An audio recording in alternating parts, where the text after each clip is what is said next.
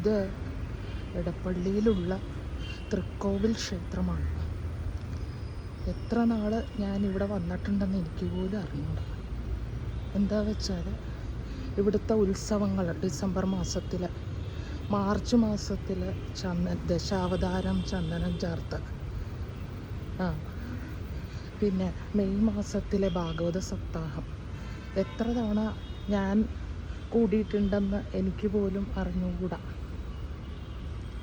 ഇവിടെ വന്നാൽ ഒരു ആനന്ദമാണ് എനിക്ക്.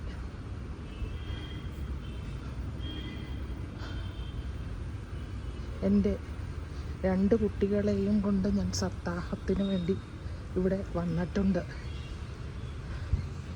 ഇനി ഈ ഭഗവാന്റെ മുമ്പിൽ എനിക്ക് ഒരു അഷ്ടപതി ഞാൻ പാടാൻ വിചാരിക്കുകയാണ്.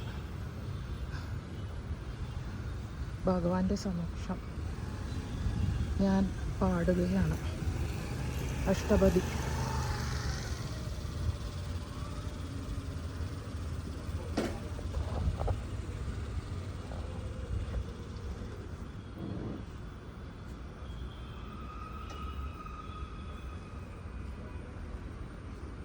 ശ്രമിച്ചോട്ടെ.